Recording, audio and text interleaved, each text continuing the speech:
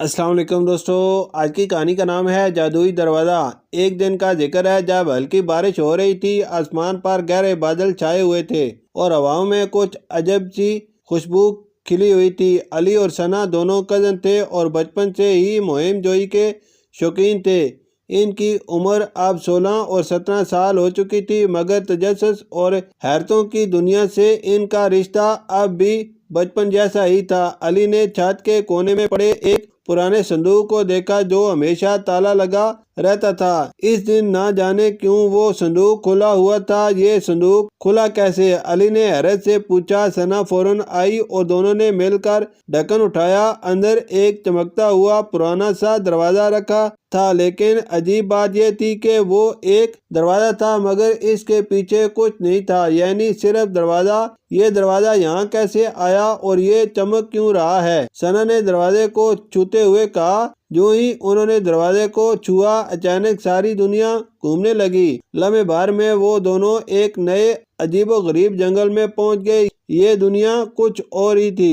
درخت بول سکتے تھے، پتھر ہنس سکتے تھے اور رنگ برنگے پرندے نظمیں گاتے تھے۔ ایک گول سرخ ناک والا بونا ان کے پاس آیا اور بولا، خوش آمدید، تم وہی ہو جس کا انتظار تھا؟ علی اور ثنا حیران رہ گئے۔ انتظار کس بات کا؟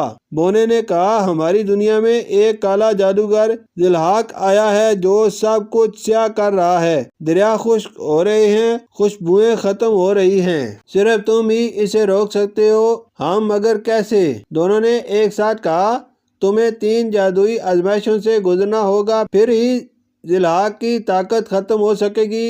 انہیں ایک غار میں لے جایا گیا جہاں 4 مشعلیں جل رہی تھیں اور دیوار پر لکھا تھا، اندھیروں کو ہرانے کے لیے سچائی کی روشنی چنو۔ ان کے سامنے 4 راستے تھے، لیکن صرف ایک صحیح تھا، باقی میں اندھیرا ہی اندھیرا تھا۔ ثنا نے آنکھیں بند کر کے دل کی آواز سنی، علی دائیں طرف روشنی تھوڑی سی زیادہ ہے، شاید وہی راستہ ہے۔ علی نے ہاں میں سر ہلایا اور وہی راستہ چنا اور واقعی وہی صحیح تھا۔ روشنی پھیل گئی، غار روشن ہو گیا۔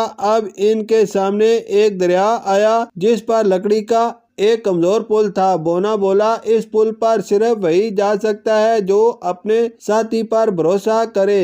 پل کی لکڑیاں الگ الگ ہل رہی تھیں اور ایک وقت میں صرف ایک شخص گزر سکتا تھا۔ علی نے ثنا سے کہا، تم پہلے جاؤ، میں تم پر بھروسہ کرتا ہوں۔ ثنا نے پل پار کیا اور علی کو ہمت دی۔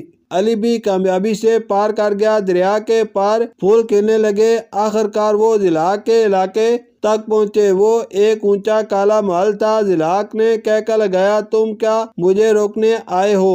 علی نے کہا، ہمیں ڈر نہیں لگتا۔ ذی الحق نے آگ اگلتی تلوار نکالی، لیکن ثنا نے جادوئی درخت سے ملی ایک چھڑی نکالی جو ان کی آزمائشوں کے انعام کے طور پر ملی تھی۔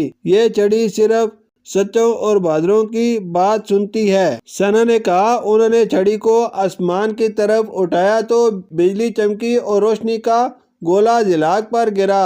وہ چیخا اور دھواں بن کر غائب ہو گیا۔ بونا واپس آیا اور بولا، تم نے ہماری دنیا بچا لی، اب تمہیں واپس جانا ہوگا، لیکن یاد رکھو، جب بھی دل صاف ہو اور ارادے مضبوط ہوں، جادو ہمیشہ ساتھ دیتا ہے۔